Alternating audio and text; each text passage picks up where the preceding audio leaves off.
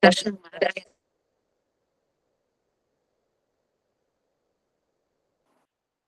Acho que seu.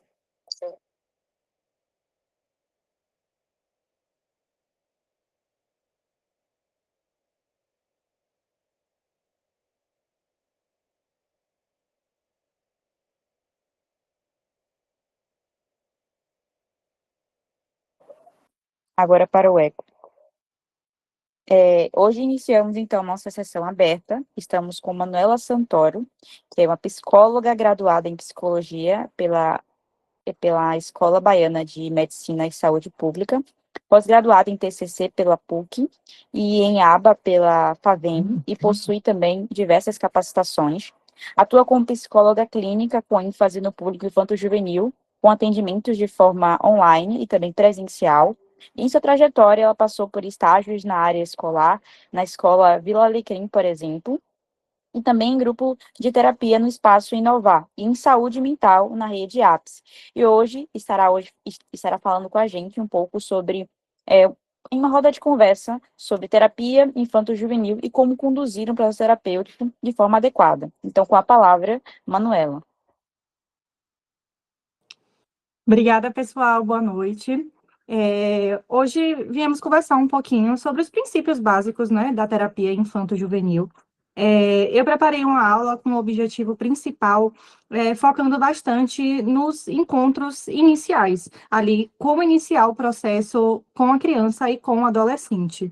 Eu trouxe o objetivo principal, a gente falar um pouco sobre a anamnese, né, como é que a gente vai fazer essa anamnese, bem baseada na questão do desenvolvimento da criança, analisando bastante o contexto.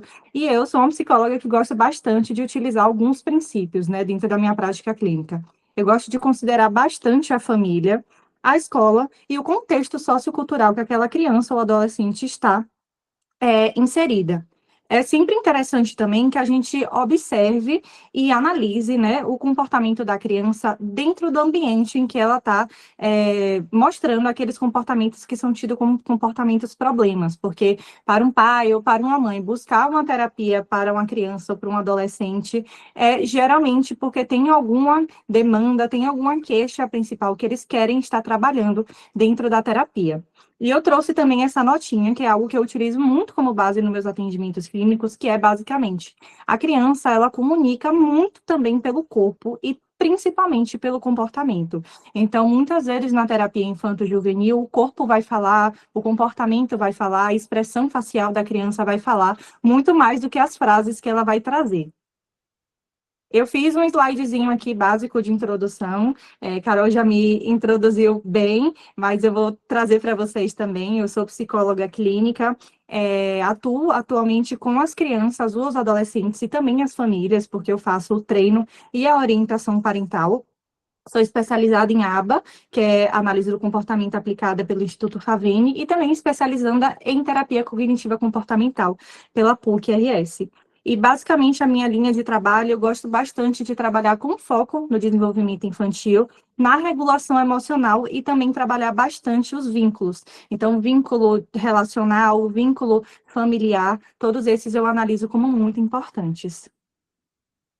Então, para a gente falar primeiro, né, é interessante que eu traga o que seria uma anamnese. A anamnese é o que dá start ao processo terapêutico ali com a criança ou com o adolescente.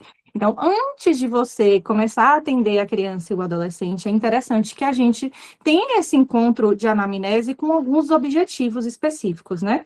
O principal é a gente buscar entender o que está acontecendo. O que eu trago muito para os pais é que a anamnese realmente é um start. Eu vou começar a entender, eu vou começar a traçar o meu olhar clínico a partir dessa anamnese, mas que eu vou precisar de mais tempo para entender a criança de fato, né? Entender realmente o que está acontecendo. Então, é interessante dentro da anamnese a forma que a gente vai guiar, e eu trouxe aqui basicamente um passo a passo, é a gente tentar compreender como é que o indivíduo, como é que o adolescente e a criança está lidando com o que está acontecendo, com o problema, né, com a demanda que muitas vezes que os pais trazem. Então, é interessante como a gente vai guiando, a gente conseguir mapear esses fatores emocionais, os fatores ambientais e também os fatores familiares. Algo que eu acho muito importante é quando a gente vai considerar o desenvolvimento, é comum que a gente vá ali perguntar, principalmente quando a gente vai colher os primeiros dados, a gente vai perguntar a idade da criança, a idade do adolescente, mas é importante que a gente não considere apenas a idade cronológica. A idade cronológica não é um martelo batido dentro de um tribunal, e é isso, acabou, você tem 7 anos, você tem que estar fazendo isso, se tem 10, você tem que estar fazendo aquilo. É interessante que a gente entenda o desenvolvimento e também o funcionamento cerebral daquela criança. Como foi que ela chegou até esse comportamento? Como foi que ela chegou até esses atrasos? É importante a gente também analisar, principalmente quando se fala das crianças que são menores, né, a gente entender como é que é a família, como é a escola e qual é o contexto sociocultural que essa criança está envolvida. É importante, por mais que dentro das práticas clínicas a gente não trabalhe com a religião, mas é importante que a gente considere isso também dentro do processo terapêutico. Então, qual a religião que a criança segue, qual a religião que a família segue, tem algum hábito religioso, tem alguma diferença cultural de costume, de língua, de país, de cidade, alguma mudança, é sempre importante que a gente analise o ser como inteiro. A gente inicia o processo, né? Porque a gente não consegue fazer isso 100% no primeiro encontro de anamnese. E o mais importante é a gente tentar acolher a família sem julgamento, a gente realmente tentar entender e imaginar, e a gente fica bem no imaginatório mesmo, porque muitas vezes a gente não vai conseguir observar a criança no ambiente natural, a gente muitas vezes não vai ter o contato com a criança, ela dentro de casa, ou a gente não consegue observar a criança na escola, mas a gente utilizar perguntas, guias, que vão nos dar um aparato, né, de como é o comportamento dessa criança no seu ambiente natural, os ambientes que ela está inserida. E eu gosto, né, de sempre trazer para os pais também, porque quando os pais vêm com uma queixa, eles apostam muito na terapia, né, como algo que vai ser 100% resolutivo e que vai ser algo, a criança vai fazer algumas sessões e ela vai estar melhor, vai ter uma cura. E eu sempre trago que o comportamento da criança e do adolescente, principalmente aqueles que têm aqueles comportamentos tidos como os mais desafiadores, né? Então, uma criança que bate, que morde, que xinga, que responde os pais, que tem dificuldade ali na rotina diária, ou um adolescente também que já surge outras demandas, né? Que namora, que sai, que bebe, que fuma, que não quer estudar, que tira notas baixas. Muitas vezes os pais trazem como um desafio pessoal, né? Como se fosse uma afronta a ele enquanto adulto. Mas muitas vezes essa questão comportamental é basicamente a melhor solução que essa criança ou esse adolescente conseguiu para lidar, né? O que ela tem ali de repertório é aquilo, e ela está lidando com as suas demandas dessa forma. E aí eu vou passar para uma parte que é basicamente eu vou destrinchar aqui com vocês como é que se faz uma anamnese. Eu deixo em aberto também, se vocês quiserem ir perguntando como é que faz, como é que guia, como é que pergunta isso, como é que você aplica, como é que você anota os dados também. Podem ir levantando as mãozinhas aí que eu vou abrindo para vocês irem me perguntando também, tá bom? Então, basicamente, a forma que eu inicio, e a anamnese é muito individual de cada profissional. A gente temos alguns modelos aí básicos, a gente tem meio que um passo a passo, aquelas informações, e foi o que eu tentei fazer aqui no nosso encontro, né, aqui no nosso slide. Eu tentei fazer com essas informações que são mais básicas, que realmente a gente tem que perguntar, mas vai muito de estilo pessoal também. Como você vai perguntar, qual vai ser primeiro, o que é que você vai começar, e muito também, o que eu sempre indico quando a gente tem aquela anamnese pronta, principalmente quando a gente tem ali, né, impresso ou no computador, a gente vai anotando ao mesmo tempo, até porque a gente não consegue lembrar de tudo, né? A gente tem que anotar algumas coisas. É muito comum que a gente se prenda ao modelo da anamnese, né? Então, eu quero seguir certinho, e muitas vezes o pai já trouxe a queixa quando eu estava perguntando da escola, e aí eu já fico meio perdida. Então, é interessante que a gente trabalhe também, né, a nossa flexibilidade, a nossa frustração dentro desses processos, porque muitas vezes é muito mais fluido do que a gente pensa.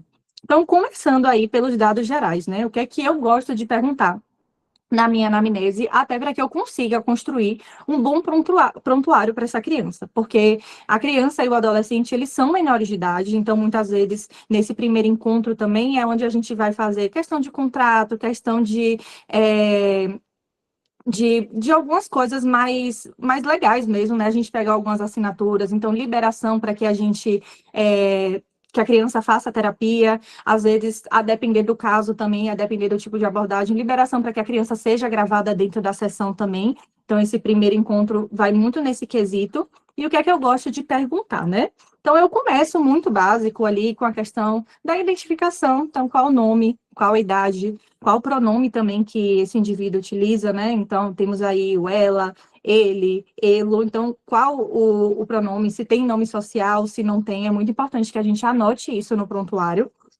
Gosto de perguntar também quem são os responsáveis, então, quem levou para esse primeiro encontro de terapia, quem é que está buscando a terapia e também quem são os responsáveis, né? Principalmente aí nos casos de pais que são separados, ou às vezes é uma avó que se responsabiliza, então é interessante que a gente tenha aí esses dados, com quem que a criança mora e também quem é a rede de apoio dessa criança e desse adolescente. Então, é um tio, é uma avó, é uma dinda, é um primo, quem é que está aí nessa rede de apoio?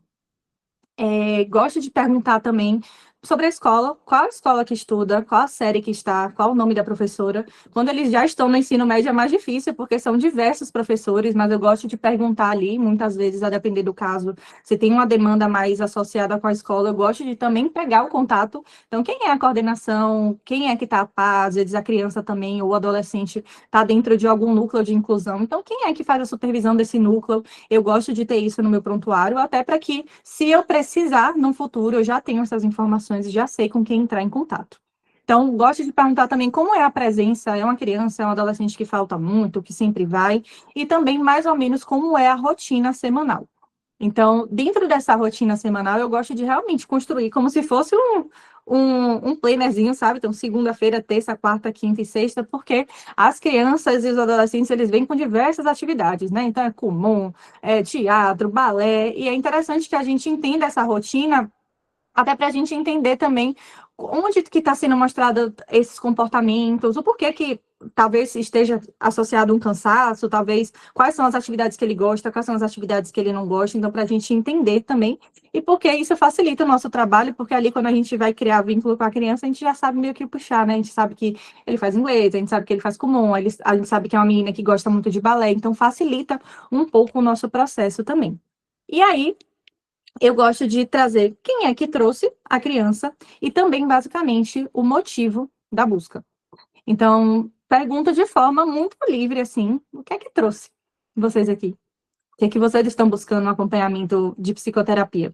E aí eu gosto de anotar um pouco também como é que foi essa demanda espontânea, né? Então, como é que os pais trouxeram? Anoto de uma forma bem livre, assim, e depois eu organizo o meu em um segundo momento, né, quando já acaba a anamnese, eu vou organizar ali a questão da demanda espontânea, vou pegando os pontos principais, e também a depender se foi uma criança que estava, quem foi que encaminhou, né? Muitas vezes a gente tem, até para a gente ter uma noção, quem é que está nos indicando, quem é que está indicando o nosso trabalho, então muitas vezes a criança vem com encaminhamento, poxa, foi a escola que indicou, foi o médico que indicou, foi uma fono que indicou, e é interessante até para a gente entender também por que encaminhou. É importante que a gente pergunte isso.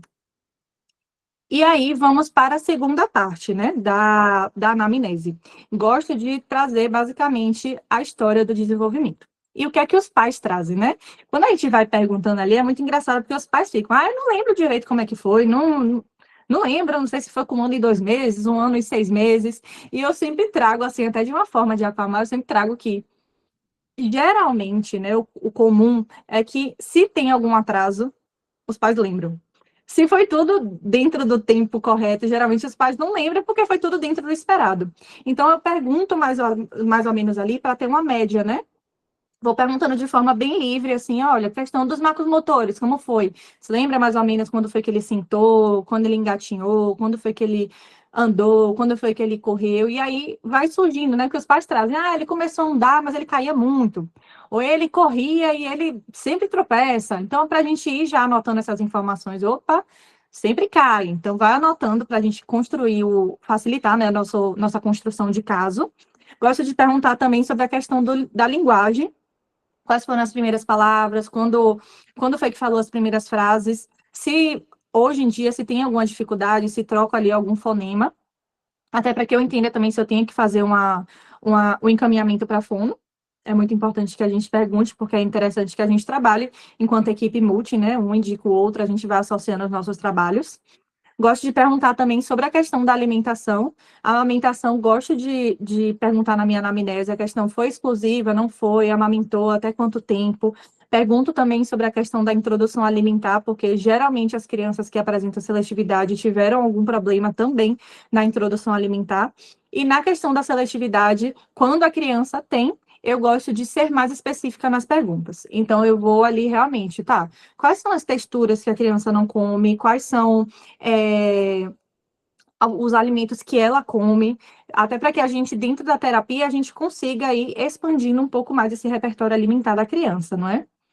Gosto de perguntar sobre a questão do sono. Então, quais são os padrões de sono dessa criança? É uma criança que é sonâmbula? É uma criança que fala? É uma criança que tem um sono muito agitado? É uma criança que tem insônia? É importante para que a gente pergunte isso também, porque muitas vezes, principalmente quando a gente abre o DSM, né, a gente fica bem confuso de primeiro ponto, porque os sintomas eles vão se conversando entre os transtornos. E muitas vezes uma criança que está ali tendo uma questão atencional pode ser uma criança que não está dormindo bem. E aí a gente precisa ajustar também essa questão.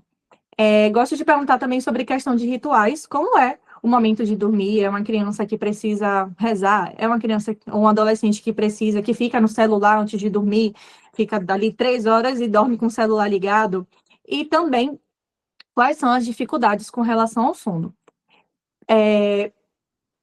E essa dificuldade com relação ao sono vai estar também relacionado com o que eu vou falar no próximo tópico, que é o controle esfincteriano. Então, gosto de perguntar sobre a questão da enurese noturna, que é o famoso xixi na cama, que é algo que a gente pode trabalhar tanto com criança, tanto com adolescente, tanto com adulto, né? A enurese noturna é uma demanda que não tem idade específica. Gosto de perguntar também se é uma criança que dorme sozinha, tem medo com quem dorme, como é que é se dormir, dorme no quarto dos pais, dorme sozinha, dorme metade da noite a mãe, depois a mãe vai embora, como é essa rotina de noite. Controle esficteriano, gosto de perguntar bastante, é algo que antes eu não perguntava, mas por conta das demandas clínicas que vêm aparecendo para mim, mesmo assim, uma demanda de pacientes que vêm chegando, venham percebendo que essa questão do controle esficteriano é uma demanda bem grande, então é importante que a gente pergunte sobre a questão tanto do xixi, tanto do cocô, enurese e encoprese, é uma criança que é presa ou é solta? Dos dois lados, né? Então, é uma criança que ainda usa fralda, como foi o processo de desfraude, se retrocedeu, poxa, não fazia xixi na cama e agora faz xixi na cama, com 10 anos começou a fazer, então o que é que aconteceu aí dentro desse processo? Gosto também de perguntar um pouco sobre a regulação emocional. Como é que essa criança expressa os sentimentos? Como é que lida com a frustração? Gosto de ser até mais específica também, porque como os pais já vão trazer um pouco da demanda, né? Então, eu gosto de ir adaptando as perguntas. Então, poxa, se é uma demanda de uma criança que bate porque ela não consegue lidar com perder, então vou fazer mais perguntas associadas ali com a raiva, com a frustração, com a vergonha, com o medo. Poxa, é uma criança que tem dificuldades nas habilidades sociais, então vou fazer mais perguntas relacionadas com a vergonha. E também, bem importante a gente perguntar a questão da socialização. E gosto de botar até uma exclamação aí nessa questão da socialização, porque é interessante que a gente pergunte sobre como é a interação com os adultos, como é a interação com os pares, e também quais são as brincadeiras ali que gosta, né? E como é a dinâmica de brincadeira. Então, poxa, sempre é ela que escolhe a brincadeira, ou ela sempre deixa o outro escolher a brincadeira por ela. Até para que a gente entenda os perfis, né, psicológicos da criança. Pô, uma criança mais que tem uma personalidade mais submissa, uma criança mais controladora, a gente já vai entendendo nessas nuances. E uma pergunta também que eu gosto de fazer é: brinca com crianças da mesma idade, mais velhas ou mais novas? E isso serve para os adolescentes também. Então, na socialização, a gente não vai perguntar necessariamente sobre as brincadeiras, mas os momentos ali das festinhas, de sair, dos amigos, da fofoquinha, são com meninas mais velhas, com mais novas, com da mesma idade. E eu trago novamente, isso é muito importante que eu botei aí dentro dessa caixa com esse alerta de aviso, é que é importante que que a gente deve utilizar o nível de desenvolvimento e não a idade da criança como norte para avaliação. Até dentro do que a gente tem de estudos do desenvolvimento infantil, a gente entende que é muito um espectro. A gente tem ali uma faixa etária que é esperado que a criança tenha esse desenvolvimento, mas que não é necessariamente cravado a essa habilidade aos 5 anos, essa habilidade aos 8, porque tem muitas constantes associadas. Algo que eu não trouxe também nessa questão da história do desenvolvimento, é perguntar também sobre a questão de grandes traumas, né? Então, poxa, a criança já passou, quais foram os traumas da vida da criança, né? Ah, mudar de escola, uma morte, um acidente, uma sessão de violência. Então, a gente perguntar isso também é bem importante para a gente trabalhar, né? Vou também, gosto de voltar bem ao início, né? Então, perguntar um pouco sobre a questão da gestação. É, então, como é que foi o humor da mãe? Como é que estava também a relação do casal? E isso, lembrando que é bem adaptável também, porque dentro da clínica aparecem demandas de crianças que estão em processo de adoção ou que foram adotadas e que as famílias não vão ter essas informações com relação à gravidez. Então, é algo que a gente vai anotar também ali dentro do prontuário, que nós não temos as informações por conta do processo de adoção, a família não acompanhou. Então, é importante que a gente pergunte também um pouco como é que foi a rede de apoio dessa família, né, enquanto estavam gestando, se tiveram intercorrências durante a gravidez, é, trazer um pouco também sobre a questão do parto, né, e o período perinatal. A mãe teve baby blues, teve depressão pós-parto, a criança ao nascer teve alguma complicação, foi prematura ou teve alguma outra complicação, qual era o peso ali, e também a idade gestacional, nasceu no tempo certo. E aí a gente pode perguntar também qual foi o tipo de parto, como foi que aconteceu, até para ver também como é que foi essa experiência para essa família, não é? Gosto de perguntar também questão de amamentação, é, como foi a amamentação, se era exclusiva, se não era, se amamentou, e também como era a questão do vínculo inicial, quando a criança ou adolescente era ali bebezinho, né? Então, era uma criança que era muito apegada, só gostava de ficar no colo, era uma criança que não gostava tanto dessa questão do afeto, era uma criança que dava conta mais sozinha, como era. E também perguntar, principalmente ali na primeira infância, essa questão dessas transições, né, precoces. Devido à nossa sociedade hoje em dia, é comum que até a própria licença maternidade é muito curtinha, né? Então, as mães voltam a trabalhar, os pais também voltam a trabalhar, e muitas vezes os bebês têm que ir para creches. Então, como é que foi essa transição? Como foi a adaptação? Se tiveram grandes mudanças? E é importante a gente sempre perceber, eu gosto de ter isso na minha anamnese, porque a qualidade dessas experiências iniciais, enquanto nós somos bebês, impacta diretamente como é que eu vou me desenvolver emocionalmente e cognitivamente.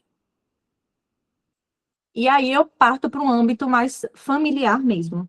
E aí que vem o pulo do gato. O que é que acontece? Muitas vezes, as sessões de anamnese, a gente vai ter ali os pais à nossa frente, seja mãe, seja o pai, seja o responsável, seja avô. E a gente vai ter como se fosse um ensaio do que é a estrutura familiar. Mas a gente vai entendendo também essa estrutura familiar ao longo do processo terapêutico. Então, eu vou ali entender como é que funciona, quem é que está dentro da casa. Poxa, é uma casa cheia, é uma casa vazia, só a mãe e o filho, é só o pai, a mãe e o filho, tem irmão, tem cachorro, como é que funciona essa rotina também? É uma rotina que é mais rápida, é uma rotina que é mais lenta, é uma casa que não tem rotina. Então, como é esse funcionamento? E também gosto de perguntar, quais são aquelas regrinhas da casa, né? Ah, então depois das 10 horas não tem celular. Ou, poxa, aqui em casa, todo mundo depois de comer tem que lavar a louça. Então, tem essas regras de cada casa, e por isso que é importante que a gente pergunte. E também quais são os limites. O que é dentro dos responsáveis, que é um limite que eles não aceitam que aquela criança ou aquele adolescente faça, né, a nível comportamental. Também perguntar um pouco sobre a questão das responsabilidades. Como é a distribuição das responsabilidades? Mesmo sendo uma criança ali pequena aos 5 anos, a gente entende que, obviamente, ele não vai ter um trabalho, ele não vai ser responsável por fazer o almoço. Mas quais são as responsabilidades dele? De, pô, eu brinquei, eu guardo. É uma responsabilidade. Ou, pô, depois de eu tomar banho, eu estico minha toalha. É uma responsabilidade também.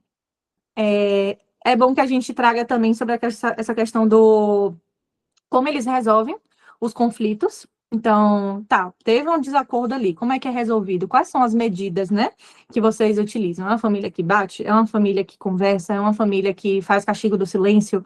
Como é que eles resolvem esses conflitos? E também os estilos parentais.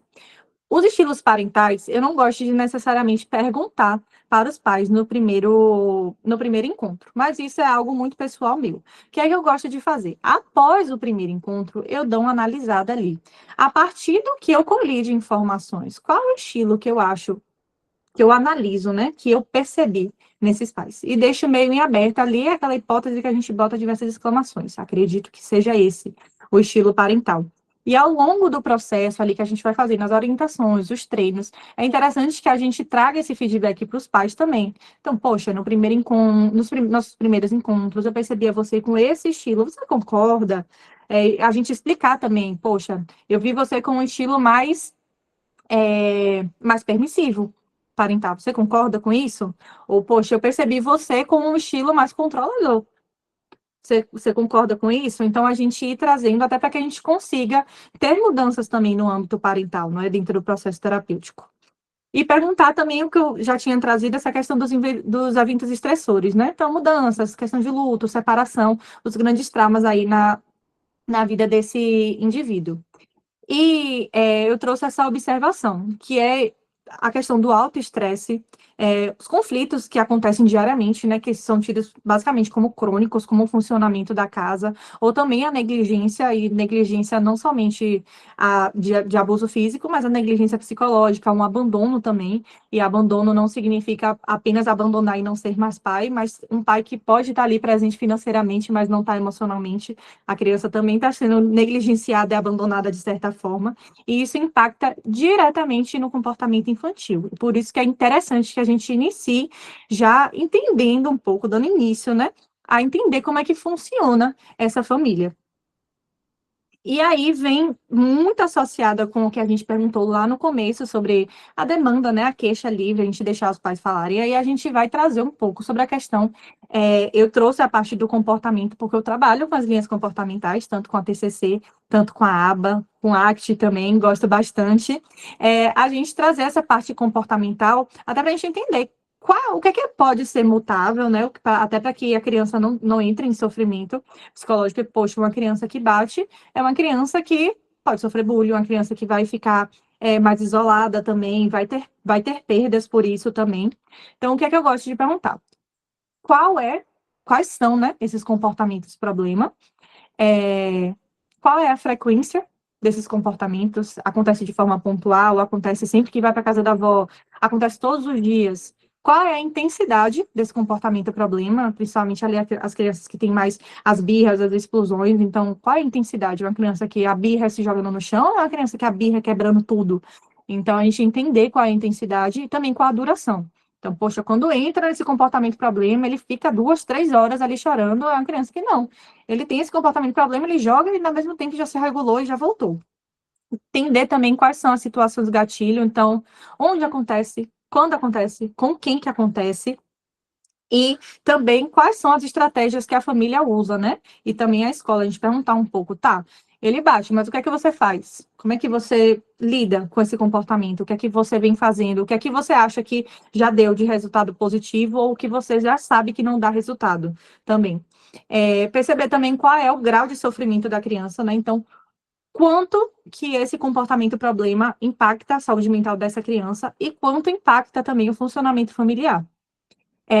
E entender também quais são esses impactos funcionais, tanto dentro da casa, da escola, dos pares, o que é que essa criança ou adolescente vem perdendo também, quais são os prejuízos por conta desse comportamento tido como um problema.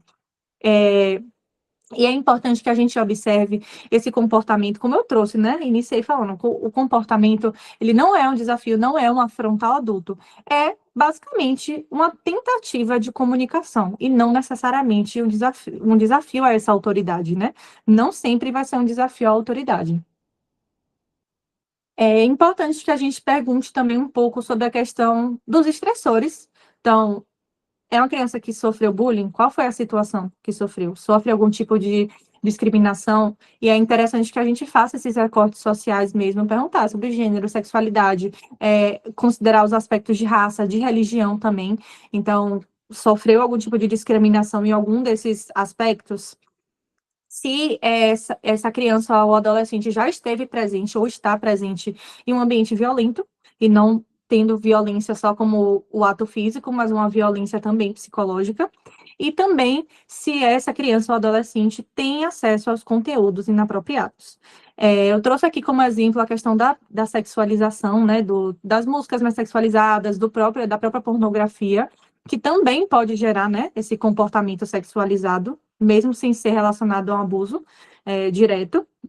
E é interessante que a gente pergunte muito, até a gente faça esse rastreio, até para a gente iniciar o processo de psicoeducação com os pais com relação aos jogos, ao acesso livre às redes sociais, ao YouTube, aos videogames, porque não necessariamente o conteúdo inapropriado vai ser um conteúdo sexual, mas pode ser um conteúdo hiperviolento.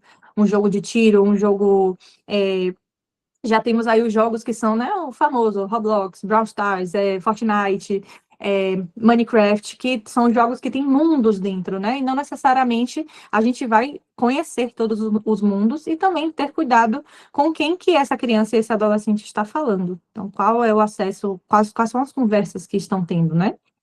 E também perguntar um pouco sobre a questão da saúde física. Já tinha perguntado sobre o sono, mas gosto de dar uma reforçada na pergunta do sono, até para eu entender mesmo. Perguntar sobre a alimentação, como é que está, se come coisas saudáveis, porque é importante não comer somente ultraprocessados. Perguntar um pouco sobre a questão do histórico médico, e é importante a gente perguntar sobre a questão de internação, já ficou em UTI, como é também a criança ou adolescente com agulhas, até para a gente já ir fazendo rastreio de medo. Se tem alguma medicação em uso, isso é muito importante que a gente pergunte, porque a gente precisa entender, poxa, se é um adolescente com TDAH e ele começou a medicação e eu não sei, como é que eu vou lidar com as questões comportamentais? Como é que eu vou fazer uma intervenção clínica sem entender que ele está em uso de medicação? Então, eu não vou conseguir necessariamente separar o que é avanço clínico, o que é avanço da medicação. E não necessariamente a gente sabendo que está em uso de medicação, a gente vai saber separar, mas a gente pode juntar e associar os dois processos, né? Até para que a gente vá adaptando também as nossas intervenções clínicas. Gosto de perguntar sobre a questão de dor crônica. A alergia também é muito importante. Eu sou uma profissional que gosta bastante de trazer dinâmicas bem diferentes, então eu acabo cozinhando, faço slime, pinto, e até para que a gente consiga se resguardar legalmente. A gente necessita ter esse tipo de informação no prontuário da criança quando a gente vai fazer ali. Então, se é uma criança que tem alergia a abacaxi, eu não vou utilizar nada de abacaxi na sessão. É uma criança que tem intolerância à lactose, eu não vou utilizar nada de leite. É uma criança que tem alergia ao glúten, eu não vou utilizar nada de glúten. Mas se a gente não sabe, eu vou acabar utilizando e pode ter até um erro aí, né? Então, até para a gente se resguardar enquanto profissional, é importante que a gente pergunte também sobre as questões das crises, né? Principalmente as crises de asma respiratória. É sempre importante a gente perguntar, porque muitas vezes acaba fazendo tratamentos medicamentosos. E aí, eu trouxe um pouco, né? Qual é a postura necessária que a gente tem que ter nessa primeira entrevista com os pais. E não somente na primeira entrevista, mas isso fica aí também como dica de o que é que a gente pode fazer durante os contatos com os pais, né? Então, muitas vezes a gente vai, e a nossa profissão da psicologia, quem trabalha com saúde e saúde mental também, nós temos que ficar sempre voltando o olhar muito a mim, me perguntando também o que é que eu estou sentindo, por que é que eu estou sentindo isso, porque podemos nos perpassar por situações que vão nos dar raiva, que a gente vai ficar frustrado, que a gente não vai concordar. Então, é interessante que a gente assuma basicamente uma postura de isso aqui não é um julgamento. A sessão de terapia, os primeiros encontros, os encontros com os pais, eles não são um tribunal. Então, eu não estou ali para dar sentença e dizer que o pai ou a mãe ou o responsável está fazendo errado. Porque não é minha postura enquanto profissional, eu não tenho nem local para falar isso. É importante que a gente entenda também que se os responsáveis estão procurando, eles também estão em sofrimento, também está difícil para eles, e muitas vezes nós acabamos sendo uma rede de apoio também para esses pais, então é importante que a gente acolha o sofrimento dessa família, acolha ao máximo que a gente puder, e a gente focar em entender e não julgar. Então, não vou trazer culpa, principalmente porque os pais acabam se sentindo muito culpados, né? Então, se é uma criança que tem um atraso, é uma criança que está apresentando comportamentos, vamos dizer, vou dar um exemplo, uma criança que está batendo muito na escola.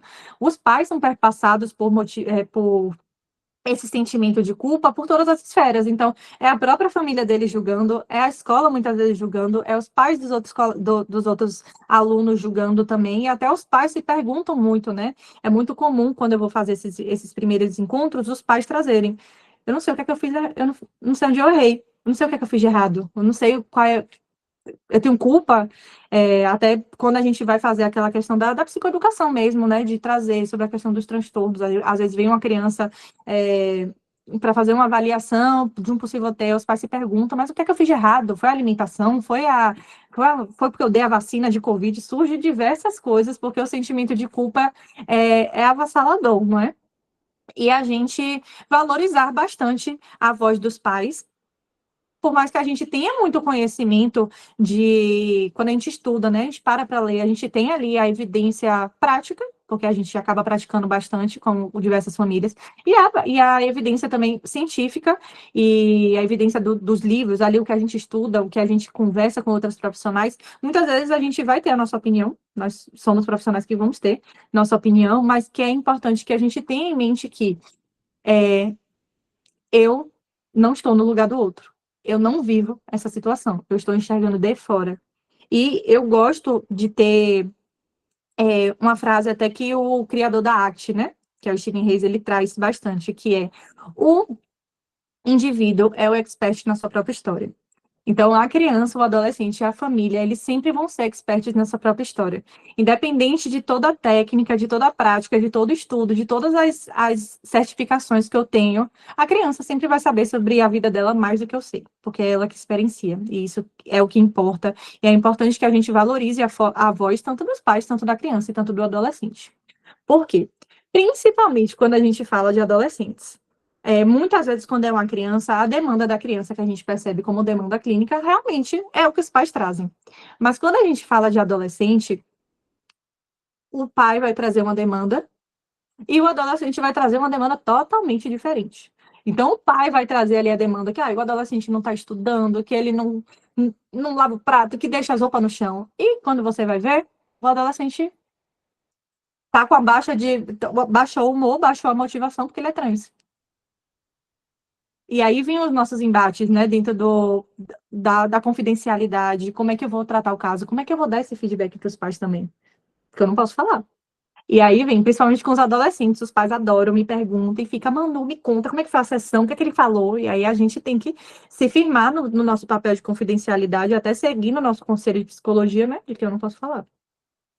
A não ser que esse adolescente ou criança esteja se colocando em risco ou colocando alguém em risco. Aí eu posso quebrar o meu sigilo. Mas, sem ser isso, eu não posso. Eu trouxe aqui algumas diquinhas também de frases úteis para a gente utilizar, né, dentro dessa entrevista com os pais.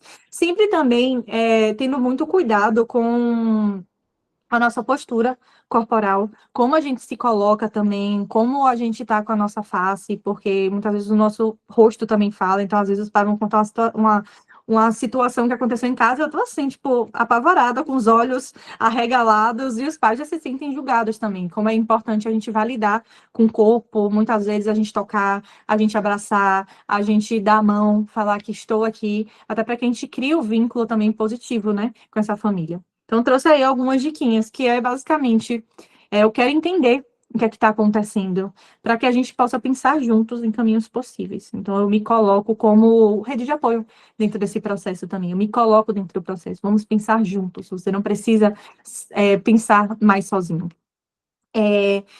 Algo que eu gosto de usar muito também, porque os pais falam, não, porque eu estou fazendo tudo errado, principalmente quando a gente vai fazer a orientação parental, né? Os treinos parentais, eu estou fazendo tudo errado aqui, eu estou errando em tudo, ou eu acho que eu estou fazendo tudo certo, eu falo, bom, não existe certo ou errado, né? Existe a realidade. A realidade está aí. E o que é que a gente pode fazer? Ajustar, pequenas mudanças. Necessariamente é porque eu estou mudando que está errado? Não. Às vezes está certo, mas eu posso fazer uma mudança para que fique mais certo ainda, para que fique melhor ainda, para que traga mais sentimentos positivos. Gosto de perguntar também, assim, ó, me ajuda a entender como é que isso está acontecendo no dia de vocês. Como é que impacta vocês? Como é que acontece? Me conta o passo a passo. Tá, o que é que aconteceu antes? Como é que você se sentiu depois? Traz os pais também para dentro desse processo. E também, o que é que vocês já tentaram antes? O que é que ajudou? O que é que piorou? Sempre tendo muito cuidado com essa postura mesmo, a gente acolher, a gente não julgar, a gente trazer também, porque principalmente os pais acabam sendo bem ansiosos, bem aflitos, querendo uma certa urgência também. Então, é importante que a gente dê uma explicada também como é o processo. Como é que vai acontecer? Como é que é o trabalho, que é um trabalho processual, que não é um trabalho milagroso, não é, a gente vai fazer ali uma sessão de mágica com a criança, ela vai sair mudada, eu vou fazer uma sessão com a adolescente, eu vou conversar uma vez e já foi. Não, uma questão processual que a gente não tem como dar 100% de certeza quanto tempo vai ser, por mais que, mesmo sendo da comportamental, a gente tenha aí os protocolos. Bom, são processos, vão surgindo outras demandas que vão falando mais alto do que o próprio processo, muitas vezes a demanda inicial já muda para outra. Então, é importante que dentro dessa anamnese também que a gente tire um tempinho para explicar o nosso processo terapêutico, como é que funciona, até trazer os contratinhos também para que a gente facilite a nossa vida. Então, como é a questão de pagamento, quais são os dados necessários que eu preciso para fazer a emissão de nota fiscal, como é a minha questão de cancelamento também, são coisas que a gente precisa pensar enquanto profissional, até para que a gente não tenha impactos no processo terapêutico, não seja uma criança ou adolescente que falta muito para que a gente tenha esse respaldo também. E trouxe aqui também um pouquinho mais focado nos pais, né? Trouxe algumas perguntas úteis, então perguntas que realmente vão nos trazer informações úteis e também um pouco como é que a gente pode manejar de primeiro encontro, né, a questão dos pais mais autoritários. Então, sobre as perguntas, eu trouxe aqui alguns exemplos, que é como é que vocês percebem que ele ou ela, né, está realmente sofrendo, o que é que vocês gostariam que fossem diferentes. Quando foi a primeira vez que isso aconteceu? Como é que vocês lidam quando isso acontece? Tem alguém na família de vocês com transtorno psiquiátrico? Essa pessoa faz tratamento, usa medicação? Como é que descobriu? E tem algo que vocês estão evitando falar, mas vocês acham importante que eu saiba? E sobre a questão do manejo com os pais autoritários. Então, qual é a tendência mais desses pais? Então, a tendência desses pais que são mais autoritários, eles geralmente, por seguir mais esse autoritarismo, muitas vezes as crianças vivem até umas rotinas meio militares, eles tendem a minimizar a emoção da criança. Então, você tá triste, mas você tem que estudar. Eu sei que você tá triste, mas você tem que lavar a louça, tem que arrumar a casa, independente da sua emoção. Eles supervalorizam a obediência, e esses pais tendem também a reagir com muita rigidez. E o que é que acontece? Quando a gente vai trazendo ali perguntas, eles vão se sentindo confrontados. Então, o que é que acontece muitas vezes? A gente faz uma pergunta e o pai, não, mas por quê? Eu fiz isso, botei o castigo porque ele fez aquilo. Então, eles acabam se sentindo confrontados e sentem como se eles estivessem sendo colocados na parede, como se eles tivessem que dar um parecer para a gente, né? Como se a gente estivesse ali para julgar. Então, o que é que eu recomendo como estratégia? O que é que eu utilizo quando eu vejo esse perfil de estilo parental, né? Chegando para mim na clínica. Eu gosto de ter uma abordagem bem sutil e progressiva. Não inicio logo com a intervenção com os pais, não digo minha opinião clínica, meus encaminhamentos. Eu gosto de sempre evitar esse confronto direto, até porque senão eu vou romper o vínculo. Vou acabar com o vínculo com essa família, eu não vou conseguir nem atender nem esse adolescente, nem essa criança. Porque esses pais autoritários, geralmente, eles vão para cima quando eles se sentem confrontados. Então, a gente vai estar errado, a gente está ficando no lado do adolescente, que a gente está reforçando algum tipo de comportamento, até para que a gente entenda também que alguns processos terapêuticos, principalmente dos adolescentes e das crianças que têm um perfil mais submisso, quando a criança tem esse perfil mais submisso, está ali e tem os pais autoritários, e ela começa a criar mais autoestima dentro da terapia, o que é que acontece? Ela começa a falar mais não. E aí vem a enxurrada para nós psicólogas, né? Porque ele agora está falando não, porque agora ele se opõe a mim. Mas como objetivo terapêutico, a gente vê que é algo positivo, que ele está se colocando também. E aí trouxe algumas outras diquinhas também, que é basicamente a gente validar quais são as intenções desses pais, a gente entender que eles não estão fazendo necessariamente porque eles querem agredir os filhos, porque eles não querem que os filhos estejam bem, né? A gente é validar as intenções, a gente entender que muitas vezes é um repertório ali socioemocional que eles têm, é a forma que eles também foram criados. Então, a gente validar essas intenções, quando a gente estiver num progresso terapêutico, né, após os primeiros encontros, a gente oferecer outras alternativas também que sejam mais concretas, que eles possam ver também, a gente abrir, a gente escrever, a gente mostrar como é que vai ser também a questão comportamental, e graduais, que uma pequena mudança também é uma mudança, que a gente não precisa mudar tudo. A gente pode ir mudando aos poucos, fazendo esses pequenos ajustes. E também reconhecer quais são essas preocupações genuínas dos pais, né? Então, o que é que eles realmente estão se preocupando. E a gente mostrar, tanto para os pais que são mais permissivos e os pais que são mais autoritários, a gente mostrar que tem como a gente coexistir a questão do limite e do acolhimento. Não é porque eu estou dando limite que eu não estou acolhendo, e não é porque eu estou acolhendo que eu não estou dando limite. Que eles não são opostos, ele não é um ou outro, não é ou eu dou limite ou eu acolho, que eles podem coexistir também. E a gente trabalhar isso com os pais. E aí eu trouxe, né, bem focado aí nos primeiros encontros, o primeiro contato com a criança. Os princípios básicos, né, que a gente entende da infância é que as crianças, elas podem, obviamente, trazer essa questão da expressão da emoção pela fala, mas que vai ser principalmente para aquelas crianças que são menores, muito pelo corpo e pelo comportamento. E pela questão facial também, né, que eles vão mostrar bastante.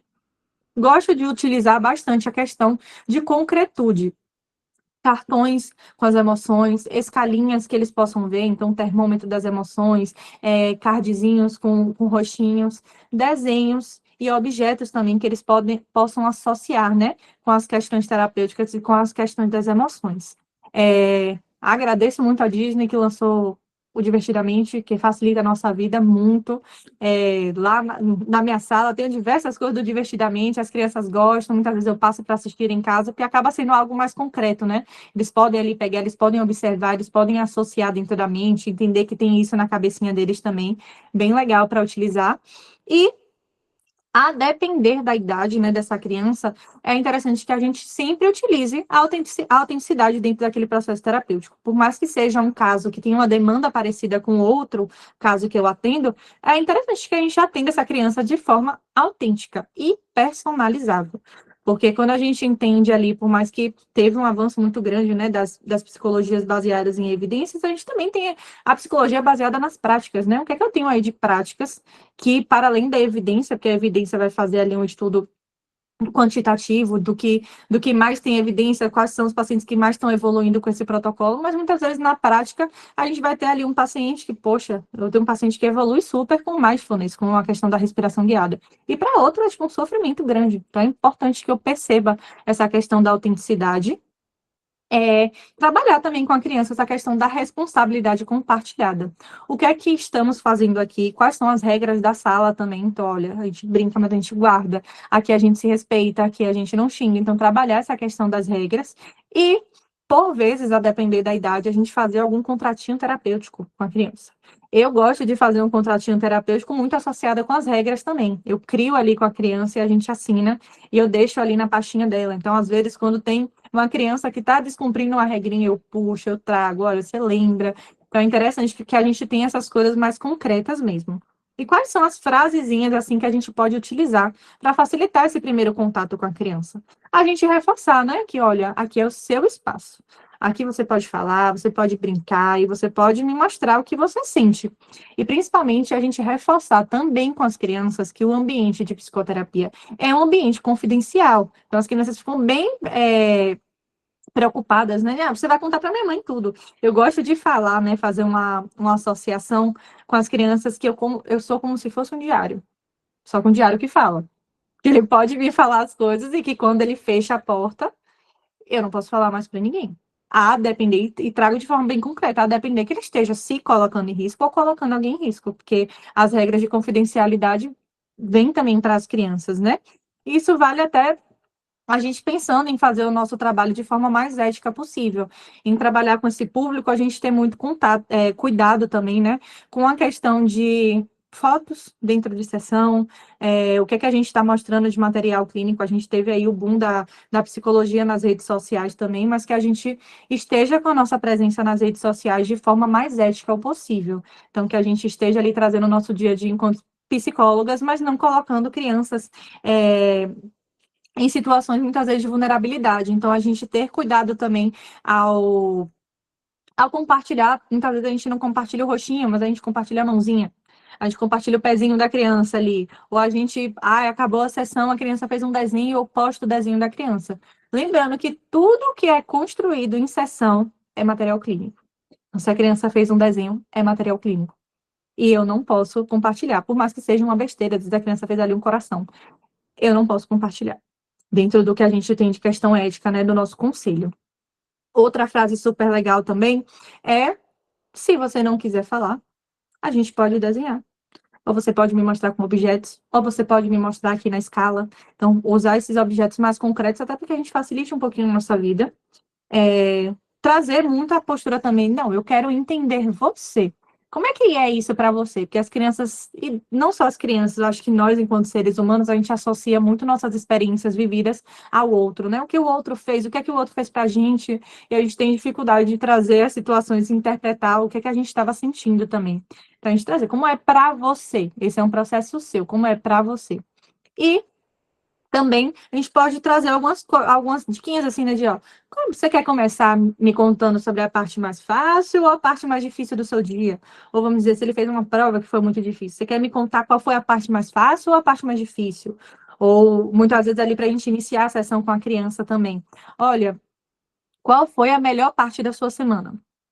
Ou qual foi a pior parte da sua semana? Então, a gente vai fazendo, a criança geralmente traz ali as experiências, porque eu tomei sorvete, eu não gostei porque minha mãe me botou de castigo, e a gente vai fazendo enumerações também, até para quem estiver aqui e for da psicologia e gostar das comportamentais também, principalmente da TCC e da TCC mais Beckiana, a gente tem ali o passo a passo, né?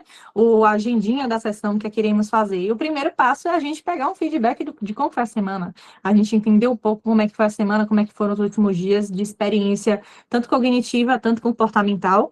Então, a gente iniciar bem e a gente conseguir fazer isso de uma forma que a criança entenda também o processo.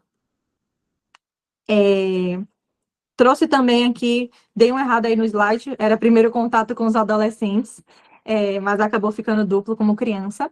Basicamente, os princípios do primeiro contato com o adolescente é muito relacionado também, conversa muito com a questão das crianças. Eu gosto, né, é um estilo pessoal meu também, de ainda utilizar muito a questão lúdica, até com os pais eu uso bastante também, às vezes eu jogo até para entender o funcionamento familiar. É, Só que para os adolescentes a gente vai precisar mais ainda da questão de autonomia. E a gente respeitar muito o tempo dos adolescentes, porque quando a gente vai pegar ali a demanda clínica que fala por experiência minha, assim, 80, 90% dos adolescentes que chegaram até mim não queriam fazer terapia. Foram os pais que colocaram e eles não gostavam, não queriam, não entendiam por que estavam ali. Então, a gente dar clareza para eles também como é que funciona esse processo de psicoterapia, o que é que ele está fazendo ali, o que é que, para além do que os pais dele trouxeram, né, porque eles ficam numa postura muito defensiva, às vezes, eu sei que minha mãe falou isso de mim, falou aqui, falou, a gente trazer como é que funciona, eles entenderem que ali é um ambiente para eles também. A gente utilizar com esses adolescentes, até para que facilite também o nosso trabalho, narrativas, metáforas também funciona bastante. E esse é o pulo do gato com os adolescentes, hein? A gente entender quais são os interesses pessoais desse adolescente. Por quê? Para a gente construir o vínculo com criança é um pouco mais fácil do que com o adolescente, porque o adolescente está mais fechado, o adolescente tem ali seus interesses específicos. E quando a gente parte, faz ali as dinâmicas, faz a conversa e eles se veem na gente também, facilita para que a gente tenha o processo de vínculo, né, sendo criado. Eu posso compartilhar aqui uma experiência clínica que eu tive. Eu estava fazendo um atendimento como adolescente e eu tinha muita dificuldade de fazer o vínculo com ele, porque eu não entendia muito bem o que é que ele gostava. Quais eram os interesses? Por mais que eu perguntasse ali, ele não trazia. E aí, um belo dia, ele foi com uma blusa de uma banda específica. que é que eu, como psicóloga, fiz? Pesquisei a banda e no outro dia, magicamente, eu trouxe uma música que era da banda que ele gostava. E aí o nosso vínculo foi criado. Ele, ai, eu amo essa banda, eu amo essa música. E aí eu fomos criando o vínculo. Então é interessante que a gente perceba essas nuances também, como eu trouxe, o corpo, as nossas escolhas de roupa, de acessório, de tênis, de como eu vou me portar, também falam muito sobre a gente. Então a gente consegue entender muito do outro também a partir do momento que a gente entende essas nuances. Então, utilizar muitas mídias, a música, e não necessariamente sobre a fala direta. Então, temos alguns adolescentes aí que são super artísticos, então a gente utilizar a arte, a pintura, os desenhos de aquarela, poesia, construção de histórias, de texto, de mangá, tem diversas possibilidades que a gente pode associar e acessar o conteúdo terapêutico desse adolescente, que não seja somente sobre a fala direta, né? É interessante que também com os adolescentes a gente crie essa questão do contrato terapêutico, quais são os limites, quais são os combinados também com esse adolescente e a questão de confidencialidade. Muitas vezes os adolescentes também, quando pegam um vínculo, aí já querem mandar meme, já querem mandar áudios e áudios para a gente entender qual é o nosso limite também ali enquanto profissional, o que é que eu dou conta, o que é que eu não dou, o que é que eu aceito no meu processo, o que é que eu não aceito. E vai muito de perfil de profissional mesmo. A gente validar também essas ambivalências que eu trouxe, né, de eles não entenderem o porquê que eles estão ali naquele processo, eles chegam ali encaminhados pelos pais, pela escola, e eles não percebem que estão tendo prejuízos, então a gente trabalhar e trazer esse olhar também, e mostrar dentro do processo terapêutico que tem prejuízos, né, a gente evitar essas interpretações rápidas também, a gente evitar fazer, ter os nossos preconceitos também. Então, a gente oferecer curiosidade, realmente, quando eles trouxerem algo que eles têm interesse, perguntar mesmo, ai, como é que é esse anime? Mas a história de quê? A gente até trazer, eu não conheço, mas me conta aí, qual é o seu personagem favorito, por quê? E aí, depois, quando termina a sessão, a gente já pesquisa que personagem é aquele, então, para a gente ir facilitando e entendendo o ser como integral, né? A gente ter abertura e também uma linguagem simples. A gente, principalmente ali no momento que a gente vai fazer a psicoeducação, a gente tem uma linguagem simples para que eles possam entender também, principalmente quando tem os transtornos associados, né? Então, a gente não trazer nomes como que são tão diferentes, que são quase xingamentos para eles, mas que a gente consiga adaptar. Trouxe aqui algumas diquinhas avançadas para esses primeiros encontros, que é basicamente investigar o funcionamento emocional dos cuidadores. Então, tem em mente que a regulação emocional dos responsáveis, né, do pai, da mãe, da avó, também influencia dentro desse manejo comportamental com relação às crianças e os adolescentes. Então, se é um pai ou uma mãe que está desregulado, a criança provavelmente vai estar desregulada também. Se é um pai que está regulado e a criança está desregulada, a criança vai ter mais facilidade para se regular também. E muitas vezes a gente tem o olhar que a gente tem que encaminhar os pais também para terapia, que a gente pode fazer essa indicação, não é? Do processo, de validar também o sofrimento deles, validar também e mostrar que seria interessante eles participarem também de fazerem um processo terapêutico deles, e identificar quais são as crenças da família, qual o funcionamento familiar, qual é a crença central dessa família, né? O que é que eles observam? Qual é o nome que eles realmente dão para essa criança? Então, eles percebem que é uma criança que é só desobediente, é só isso. Ou é uma criança chorona, é uma criança mimada. Então, perceber quais são essas crenças que a família associa a essa criança ou esse adolescente.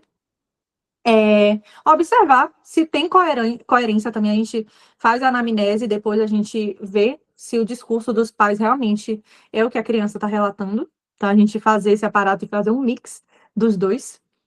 Entender o contexto escolar com profundidade, né? A gente entender como é que está sendo a relação com os professores, com os amigos, se tem ansiedade de separação, é muito comum nas crianças menores terem dificuldade ali na despedida com a mãe. Como é que está sendo, se teve uma baixa ou não no rendimento escolar, se teve um aumento nas notas, se é uma criança que só tira nota boa, se é uma criança que só tira nota ruim, questão de bullying também. E a gente ter muito cuidado, principalmente quando a gente está ainda no estágio inicial, por mais que a gente possa fazer as nossas hipóteses, mas por isso que elas são chamadas de hipóteses, a gente não apressar o diagnóstico. Porque a gente tem que ter, basicamente, uma foto ali do momento, o que é que está acontecendo ali naquele presente, e também a gente reavaliar ao longo do desenvolvimento dessa criança, do adolescente, em terapia, porque é o que eu sempre trago para os pais e levo isso como lema, né? Pode ser tudo, inclusive nada. Então, pode ser um transtorno, sim, mas pode não ser também. E avaliar, principalmente nos adolescentes, né? Sempre. Independente do adolescente, a gente fazer algum tipo de avaliação. Temos diversas escalas aí. Gosto bastante de utilizar o inventário de Beck, que é um clássico, principalmente para ver essa questão de depressão e traz um pouco também dessa questão da ideação suicida e da automutilação. É bem rapidinho para fazer, dá para adaptar para adolescente.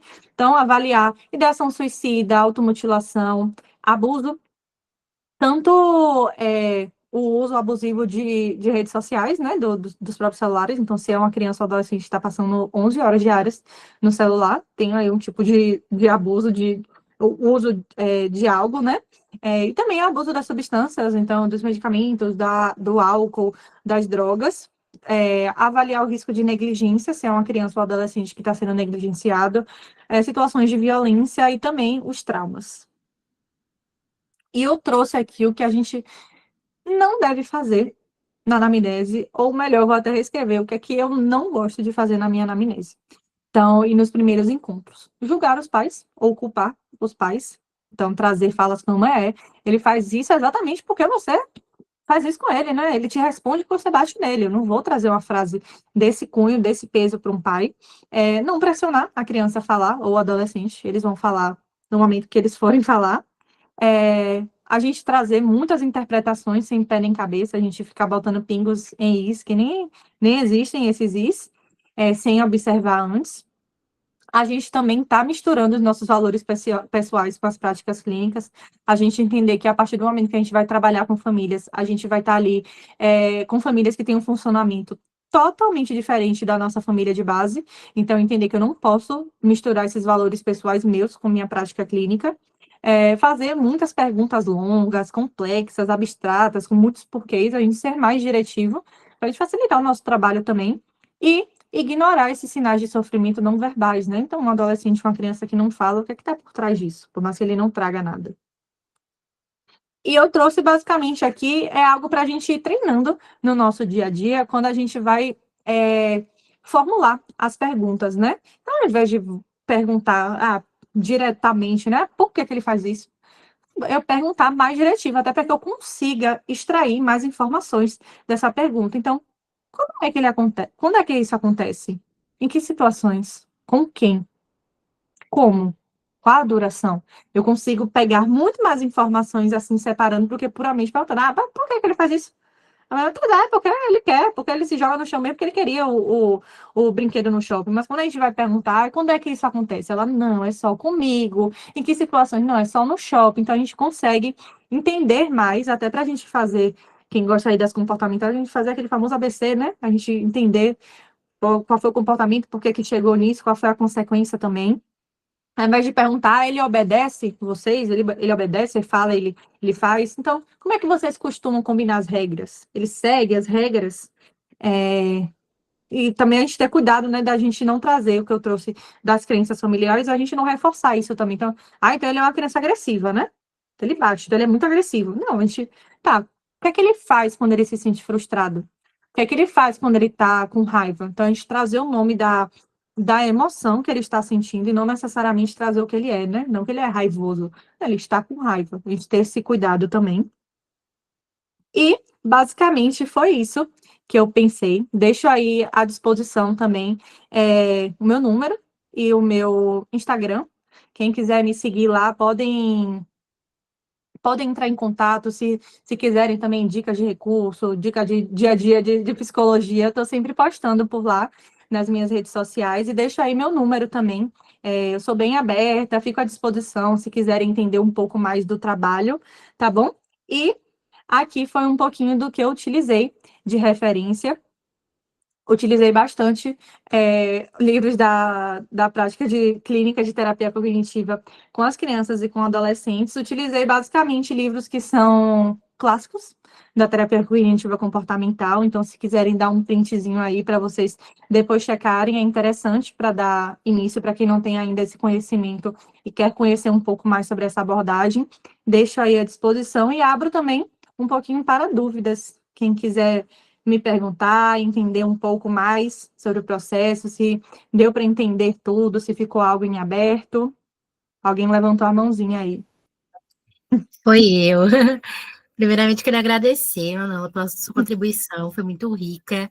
Aprendi muita coisa, que embora eu já tenha visto, assim, de forma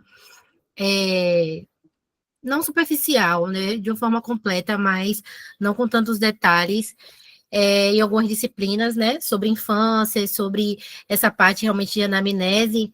Hoje eu vi algumas coisas que realmente são muito sutis, que a gente pode fazer melhor ali na entrevista, tanto com esses pais quanto com essa criança. E aí eu queria te perguntar, dentro da sua prática clínica, ou até mesmo assim, que não tenha acontecido, mas qual você acha que seria a forma correta de conduzir? Quando uma criança, ela te conta uma coisa e ela pede para que você não conte para os pais. Né? Adolescente, eu acredito que tem muito disso, né? Mas a criança em si, né? Por ser uma criança, e aí quando não é um caso, por exemplo, de abuso ou algo assim, uma coisa que não necessariamente é de um teor muito grave, mas a criança, ela te pede que você guarde aquilo e não conte. Qual a forma, assim, mais de conduzir? E se caso você for contar, né, como você traria para aqueles pais, até mesmo já que essa criança te pediu segredo, mas você sentiu que você precisava contar para esses pais, se você fosse contar, como até você traria para esses pais? Você citaria que a criança queria que não fosse contado? É essa a minha dúvida. Pronto. É uma situação que acontece na clínica, né, com crianças, e é como você trouxe mesmo. Quando a gente vai ver ali no que a gente tem de ética, o correto seria eu não contar. Ele não está se colocando em risco, não está colocando ninguém em risco, então é como se eu não tivesse o direito de quebrar essa confidencialidade também com a criança, tendo em visto que ele é um indivíduo, ele está ali dentro do seu processo terapêutico, por mais que a gente acaba ficando meio preso como se os pais fossem nossos clientes, né? Então, a gente tem em mente que eu estou atendendo a criança e o trabalho que eu faço com os pais é pensando na criança. Mas vai muito de caso a caso. O que é que pode acontecer assim, né? Se eu fizer uma avaliação dentro do processo clínico da criança e eu entender que, por mais que seja algo que não esteja colocando ele em risco, ou ele não esteja colocando ninguém em risco por conta disso, mas eu entenda que está trazendo grandes prejuízos para essa criança, o que é que eu posso fazer e algo que eu já fiz. É entender o porquê que essa criança não quer contar para os pais, porque eu acho que o primeiro passo que eu faria é entender por que que é importante para ele guardar, eu guardar essa informação, os pais dele não saberem o que é que ele acha que vai acontecer com ele, até quando a gente vai avaliar, associar muito ali a questão dos estilos parentais, se for um pai que dá mais um castigo, um pai que não escuta, um pai que não abre. Então, o que é que eu gosto de fazer? Eu vou muito nas nuances. Ali, quando eu vou fazer o encontro de orientação parental ou de feedback, que depende muito do caso, tem pais que não necessariamente eu faço uma orientação parental, mas dou mais ali um feedback de como tem sido o processo terapêutico, a gente vai fazendo algumas perguntas ali pela entrelinha, né? Então, se eu venho ali uma criança que vai trazer um relato de como tem sido em casa, ele traz, ai tia, eu fiquei muito chateado porque o meu pai me deu uma palmada, mas por favor, não conta para ele, diz que a criança traz um relato, obviamente que isso que eu tô criando aqui é fictício, mas ele traz um relato de poxa, ele me bateu, eu fiquei com muita raiva, mas não conta para ele que eu te contei que ele me bateu. O que é que eu posso fazer? Tem as nossas diquinhas, né? Durante a nossa reunião, eu não vou trazer que a criança me trouxe, mas eu tenho essa informação. Então, já tendo essa informação, eu tenho como colher isso dos pais também, de certa forma. Então, eu vou utilizar as dicas para ir direcionando o meu encontro com os pais para isso também. Então, como é que tem sido em casa? Como é que tem sido na hora dos conflitos? Como é que você tem reagido? Então, eu vou pegando nas entrelinhas. Assim como o contrário também acontece, tá? Muitas vezes os pais vão trazer situações que aconteceram em casa. E assim, a gente tem que ter muito cuidado, porque eu não vou chegar numa sessão e falar assim: ah, sua mãe me mandou aqui uma mensagem no WhatsApp, ó, e ela falou que você quebrou tudo na escola hoje. Quebrei o vínculo com a criança. Processo terapêutico foi jogado lá no lixo. A criança vai falar: ah, essa mulher disse que é o meu diário humano e fica aí só escutando, conversando com minha mãe no WhatsApp, minha mãe contar tudo de fofoca para ela, fica meio de fofoquinha, sabe? Então, a gente ter esse cuidado também de eu já tenho essa informação e usar essa diquinha para os dois lados. Já que eu tenho essa informação, eu posso ir direcionando. Então, eu sei que ele quebrou tudo na escola. Posso já trazer uma dinâmica associada com a questão escolar. Eu vou ali perguntando como é que foi, como é que não foi. E eu posso trazer um exemplo até meu. Você sabia? Que a gente pode, né, dentro das comportamentais, a gente pode utilizar também a autorrevelação, obviamente que com muito cuidado, mas a gente traz assim, sabia que eu também fiquei brava, que essa semana eu fiquei brava, a gente pode trazer até algo real mesmo. Hoje mesmo eu trouxe para um paciente, né, uma situação que eu vivenciei, que foi muito associada com o que ele me trouxe. Eu trouxe que uma vez eu fui fazer um bolo, e aí eu esqueci de botar ovo, que eu fiquei cheia de ódio, e trouxe isso para ele, né? Fiquei muito brava comigo. E aí eu posso trazer até para que ele se module e veja que ali é um espaço que ele pode compartilhar, que eu estou compartilhando também. Ele até, na hora que a gente vai trazer o relato, ele também pega esse modelo, né? Ele vai estar modelando como é que ele vai trazer esse relato. Ele vai pegar muito do que eu dei de referência a ele. Então, é comum que as crianças também façam autorrevelações depois que a gente faz. Então, a gente ter esse cuidado. Basicamente, a minha resposta para você é: eu não quebraria a confidencialidade, caso a criança me pedisse, seguindo os preceitos de ética, mas eu utilizaria, assim, uma diquinha para tentar colher informações também do outro lado, já que eu tenho essa informação, até para que eu consiga fechar o meu olhar clínico. Respondi? Mais alguém quer perguntar alguma coisa?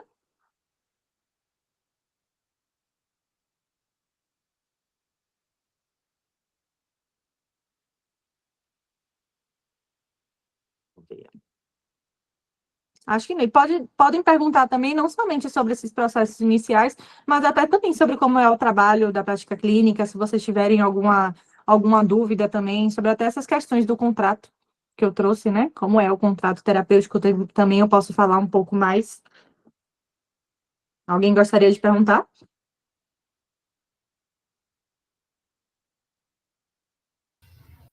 Alguém, gente, pode até perguntar no chat, tá? Se quiser, às vezes a Sim, pessoa não fica com precisa ligar vergonha o de abrir. microfone aí, não. É,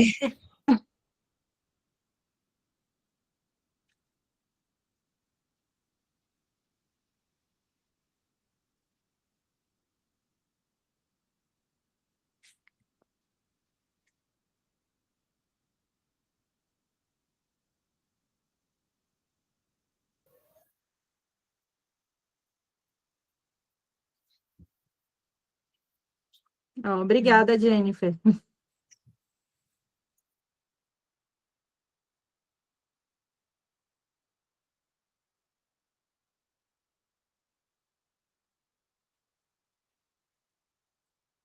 Então, você gostaria de saber quais são os desafios que eu encontro na minha atuação? Bom, os desafios são muitos, né? Eu acho que é uma profissão que a gente ainda está se estabilizando.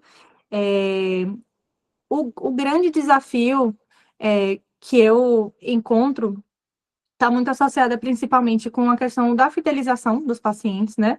Então, ali, fazer os pacientes entenderem como é o processo terapêutico, tanto os pacientes, as crianças e adolescentes, mas também os pais, como é que funciona, e ter realmente pacientes ali engajados. E digo pacientes incluindo todo esse núcleo aí familiar da criança e do adolescente. Eu acho que outro desafio que eu vim enfrentando enquanto psicóloga, eu acho que é a questão de como a gente está mudando, né, também a nossa forma de existir. Eu acho que antes o psicólogo tinha muito um mito de algo ali que era mais inacessível, que ninguém sabia da vida do psicólogo, ninguém tinha contato, ninguém sabia o Instagram, a gente não fazia nenhum tipo de marketing. Hoje em dia a gente já está indo para outro lado, né? Até os psicólogos se sentem até um pouco pressionados de criarem conteúdo também, de estarem falando, e nem todos têm esse perfil, então acho que seria outro desafio. E acho que um desafio grande também para mim é essa questão da gente estar tudo em dia, né? Dentro da nossa clínica. Por mais que hoje em dia eu faça um trabalho autônomo, então eu tento manter o meu trabalho mais ético possível e também estar com tudo sempre em dia. Porque como sou eu por eu, então assim, se eu atraso, eu estou atrasado, entendeu? Mas eu gosto de deixar tudo tudo em dia, principalmente pensando assim, questão de prontuário, gente, é muito importante, independente de Ai, porque eu não trabalho numa instituição, só eu tenho. Gente, para a gente construir, independente da abordagem, para a gente construir um bom raciocínio clínico, a gente precisa estar com o prontuário atualizado, com todas as informações e também, assim, gente, fez sessão, a anotação da sessão, como foi, escrever, até porque a gente quem trabalha com menor de idade, gente, muitas vezes podem surgir. Nunca aconteceu comigo, mas eu já vi relatos de psicólogas que, às vezes, é uma criança, um adolescente que está sofrendo uma situação de violência. Não necessariamente ele vai trazer na sessão comigo, mas, a depender do rumo que toma esse caso, a justiça pode ter acesso e vai pedir os nossos prontuários e a gente tem que dar. Inclusive, não sei se vocês sabem, mas os pacientes, eles têm direito de terem acesso aos prontuários dele. Então, acho que isso é um desafio que a nossa profissão exige muita organização, que a gente esteja com os contratos assinados, que a gente esteja com tudo em dia, com as notas fiscais em dia. Então, a gente acaba tendo que ser meio Barbie profissões, né? A gente atende, a gente é o marketing, a gente é o financeiro, a gente é marcação, a gente faz relatório, mas eu acho que esses são os maiores desafios, assim, que eu venho enfrentando. Mas são desafios também gostosos, que nos motivam quando a gente vê os pacientes evoluindo. Eu acho que fica tudo pago, sabe? Não fica com dívida nenhuma desses desafios.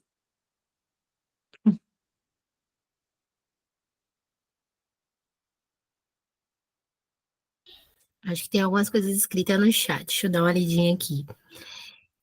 Marília escreveu: não tenho perguntas, mas achei a exposição que você trouxe maravilhosa e bem didática. Consegui entender e visualizar tudo que você trouxe. Gostei bastante da apresentação. Laura colocou: oi, Manuela. Não tenho uma pergunta exatamente, mas quero parabenizar pela palestra e dizer que achei super legal o que você pontuou sobre não considerar apenas a idade cronológica. E Jennifer respondeu a sua fala: sim, sim, compreendo. Aqui sempre ouço que trabalhar com crianças e adolescentes é bastante desafiador mesmo. Uhum. É desafiador também. Pensei até em outro desafio também, que a gente precisa de energia, viu, gente? Corporal e emocional. Porque criança demanda, a gente precisa, às vezes, cantar um patati patatá, botar um galinha pintadinha, é isso, bater palma. Faz parte também do processo de trabalho, mas é um trabalho muito gostoso também. As crianças têm um vínculo totalmente diferente com a gente percebe muitas vezes um amor das crianças por a gente, já veio a gente também com uma super rede de apoio, já querem chamar para aniversário, para viagem, para tudo. Obviamente que nós, enquanto psicólogas, não vamos, mas mostra um vínculo super gostoso, assim, de criar. E quando a gente consegue realmente criar um vínculo positivo, principalmente com a família, a gente vê como é importante, né? Essas mães, esses pais, esses responsáveis terem, sim, essa rede de apoio e esses espaços, para eles falarem também sobre as coisas que são difíceis e que muitas vezes eles se sentem sozinhos, mas tá todo mundo no meu barco. Cada um com seu problema, mas todo mundo tentando resolver também.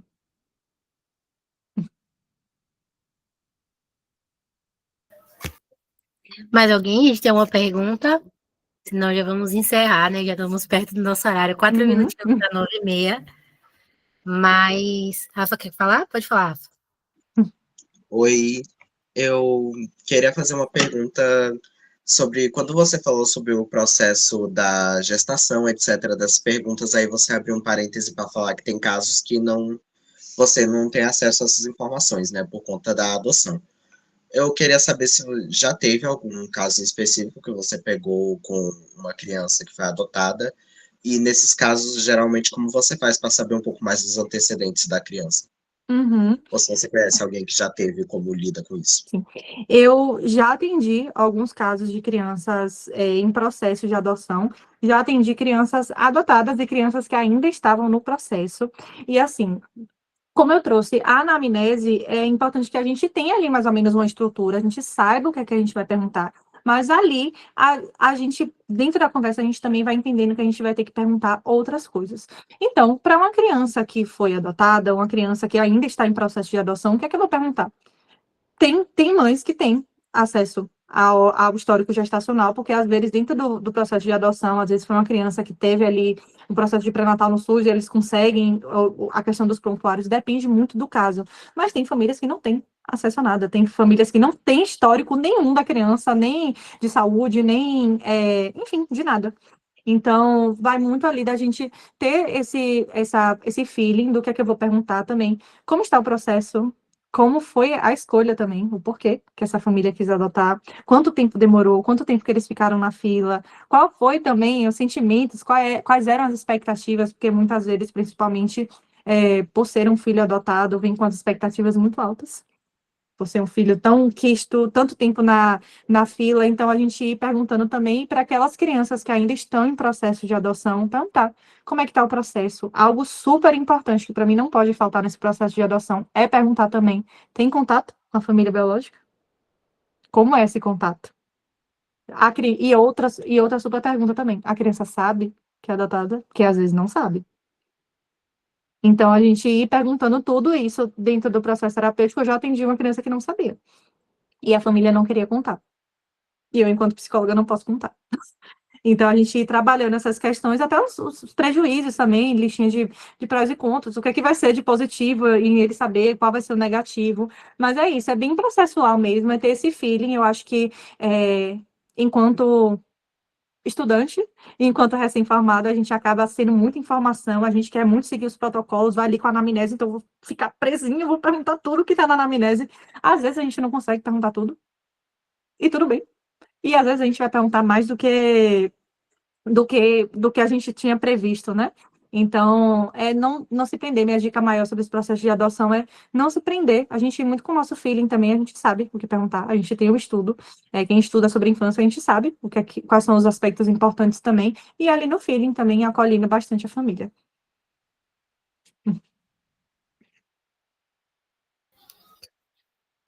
Marília colocou aqui, essa questão do vínculo é muito legal, interessante de observar.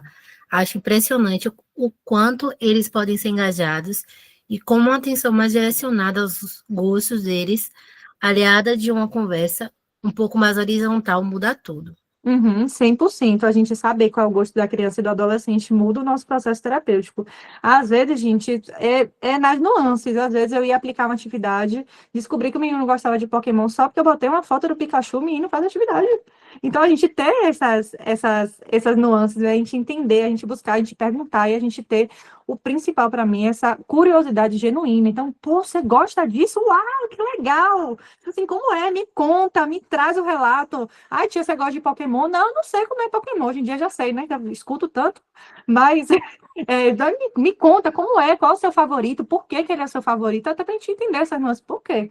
Ele gosta de fogo e a criança explode com raiva, por que que ele gosta desse que sai quebrando tudo? Então a gente ir mudando também, trabalhando com esses personagens que facilita a nossa vida, assim, 100%.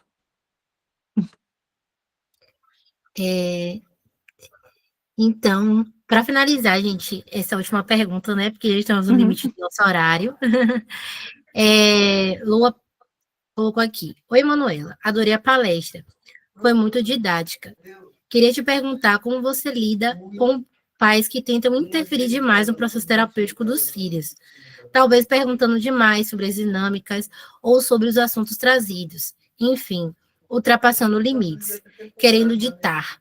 Penso que é uma situação delicada, pois no fim das contas, eles que pagam pelas sessões, e qualquer incômodo pode significar interrupção abrupta do processo. Realmente é outro desafio aí que a gente acaba enfrentando dentro da clínica infantil, mas eu acho que eu parto do princípio de que o combinado não sai caro. Então, a gente utilizar os nossos primeiros encontros com a família também para a gente fazer uma boa psicoeducação. Como é que funciona o processo?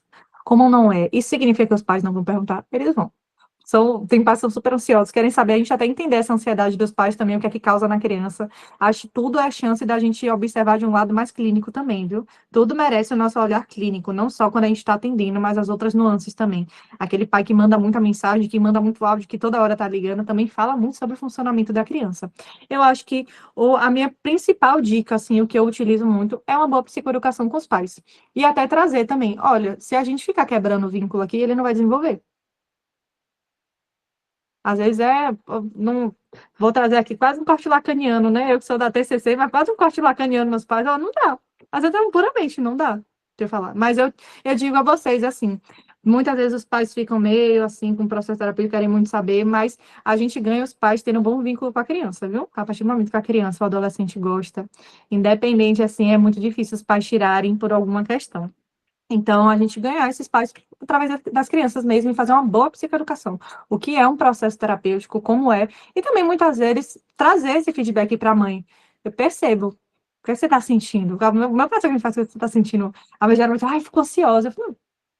Talvez buscar um processo terapêutico para você também, que é associado com o processo terapêutico do seu filho, vocês vão evoluir juntos.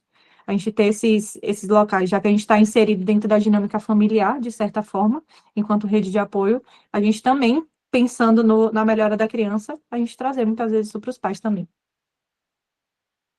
Acho que é isso, respondi, né? Perfeita. Manuela, mais uma vez, muito obrigada, né, por aceitar o convite, por se predispor, na verdade, né, a fazer essa troca com a gente aqui hoje.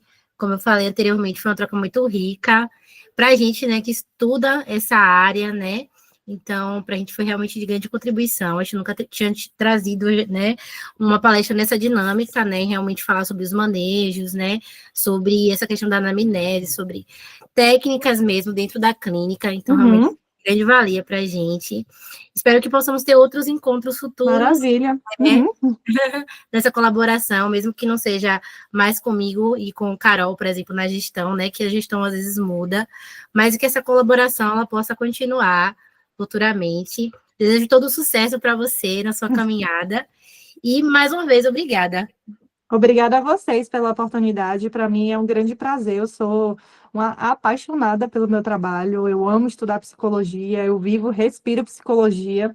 Então, para mim é um prazer estar aqui com pessoas que querem estudar também, que estão à disposição. Pô, segunda-feira, quase 10 horas da noite, a gente discutindo. Então, para mim é maravilhoso. São esses espaços que são necessários dentro da psicologia. A gente faz a diferença, assim, estudando, discutindo ciência. É super importante. Me deixa super à disposição. Quando quiserem, quando tiverem dúvidas, deixei meu contato aí, podem entrar em contato, mandar áudio. Pô, eu tô com dúvida aqui desse processo, eu respondo, não tem problema. E precisando, vocês querendo também outros assuntos que eu traga, estou mais do que à disposição, tá bom? Obrigada, gente. Tchau, tchau, gente. Podem Tchau, sair. tchau. Tchau, tchau. Tchau. Oi, gente, boa noite.